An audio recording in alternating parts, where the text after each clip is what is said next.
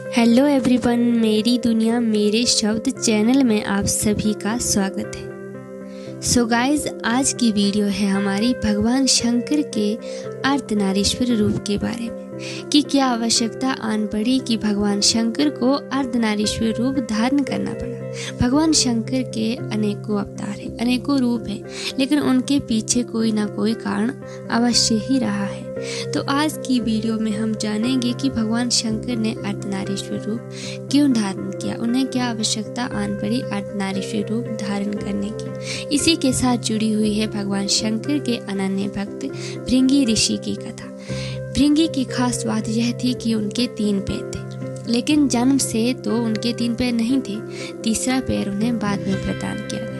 और तीसरा पैर उन्हें किससे मिला और क्या आवश्यकता आन पड़ी तीसरे पैर की, ये सब कुछ हम आज की इस वीडियो में जानेंगे। तो शुरू करते हैं आज की वीडियो इस रोचक कथा के साथ। जब भी भगवान शिव के गणों की बात होती है तो उनमें नंदी, भृंगी, श्रृंगी इत्यादि का वर्णन आता ही है।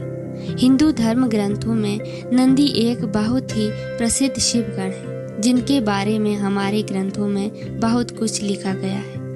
नंदी की ही भांति भृंगी भी शिव के महान गण और तपस्वी है, किंतु दुर्भाग्यवश उनके बारे में हमें अधिक जानकारी नहीं मिलती है। भृंगी को 3 पैरों वाला गण कहा गया। पुराणों में उन्हें एक महान ऋषि के रूप में दर्शाया गया है, जिनके 3 पैर हैं। शिव पुराण में भी भृंगी को शिव गण से पहले एक ऋषि और भगवान शिव के अनन्य भक्त के रूप में दर्शाया गया है।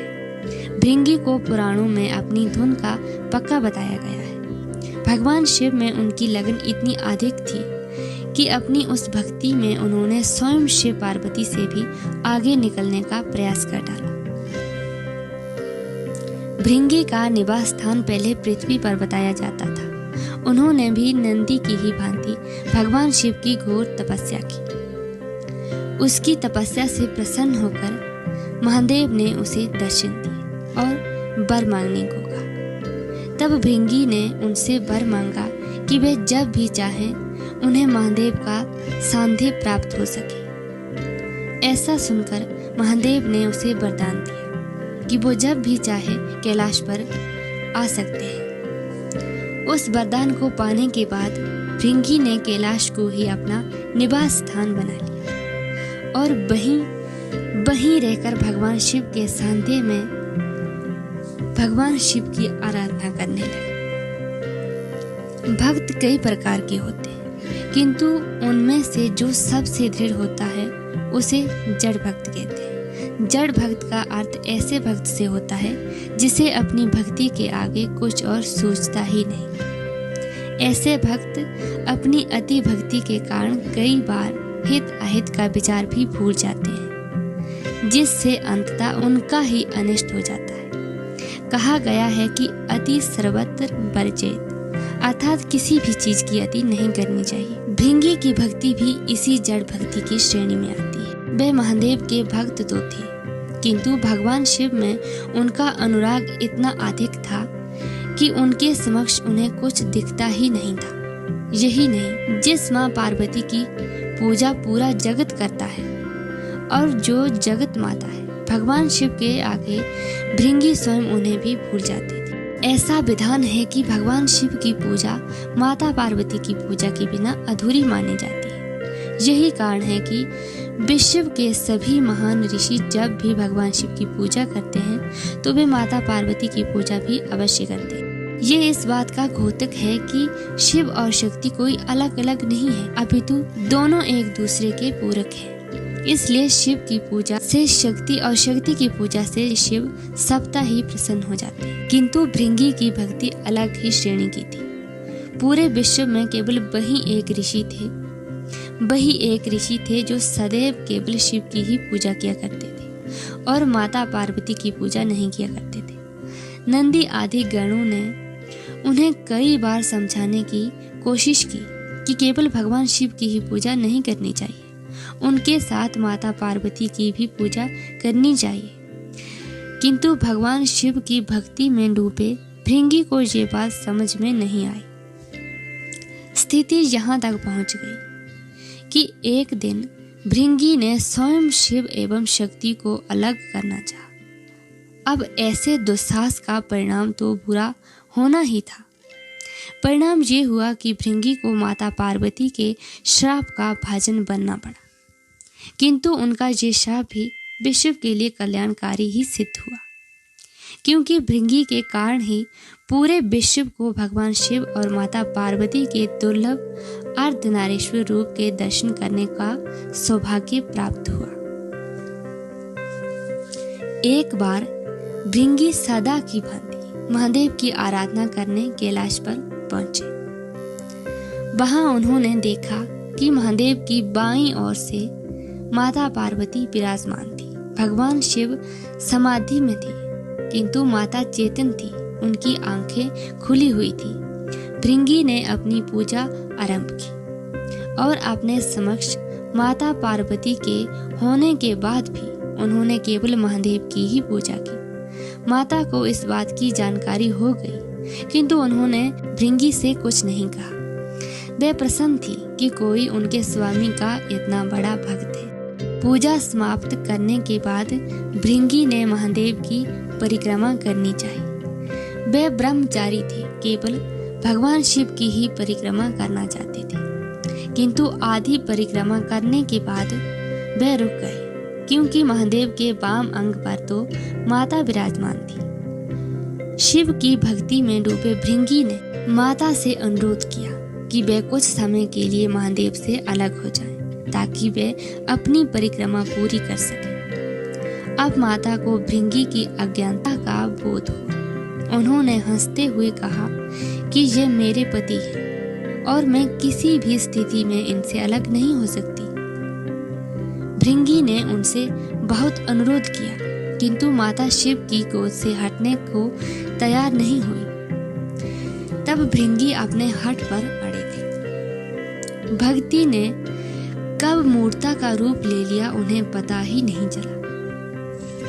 तब भृंगी ऋषि ने एक सांप का रूप धारण कर लिया और भगवान शंकर की परिक्रमा पूरी करने के लिए महादेव और महादेवी के बीच से निकलने का प्रयत्न करने लगे। उसके इस कृत्य से महादेव की समाधि भंग हो गई। जब भगवान शिव ने भृंगी को ऐसा करते हुए देखा तो वो समझ गए कि भृंगी अज्ञानता में डूबे हैं। तब उनकी अज्ञानता को दूर करने के लिए महादेव ने तत्काल ही महादेवी को स्वयं में विलीन कर लिया। उनका ये रूप ही प्रसिद्ध अर्धनारीश्वर रूप कहलाया, जो देवताओं के लिए भी दुर्लभ था। उनका ये रूप देखने के लिए देवता तो देवता स्वयं भगवान ब्रह्मा और नारायण भी वहां उपस्थित हो गए। सबको लगा कि अब भृंगी को सत्य का ज्ञान हो ही जाएगा, किंतु कदाचित उनकी भक्ति सारी सीमाओं को पार कर चुकी थी। उन्होंने भगवान शिव की परिक्रमा करने के लिए एक भयानक दुस्साहस किया। उन्होंने एक चूहे का रूप धारा और अर्धनारीश्वर रूप को कुतरकर महादेवी को महादेव से अलग करने का प्रयास करने लगे। अब तो ये अति थी। भृंगी महादेव के भक्त थे, इसलिए वो तो चुप रहे, किंतु ऐसी दृष्टता को देखकर माता पार्वती का धैर्य चूक गया। उन्होंने क्रोधपूर्वक कहा, हे मूर्ख, इस अर्धनारीश्वर रूप को देखकर भी तू ये नहीं समझ सका कि शिव और शक्ति एक ही है।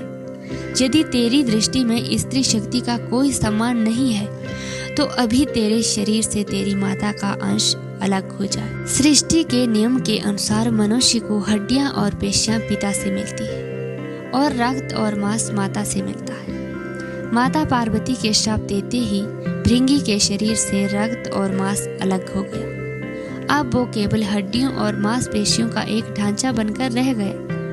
भृंगी की मृत्यु तो हो नहीं सकती थी, क्योंकि महाकाल के पास काल कैसे आता। अब असहनीय पीड़ा को सहते हुए भृंगी को अंततः ये ज्ञान हुआ कि पुरुष और स्त्री एक दूसरे के पूरक हैं। उसने उसी स्थिति में माता पार्वती से क्षमा याचना की और उन दोनों की पूजा की। तब महादेव ने अनुरोध किया।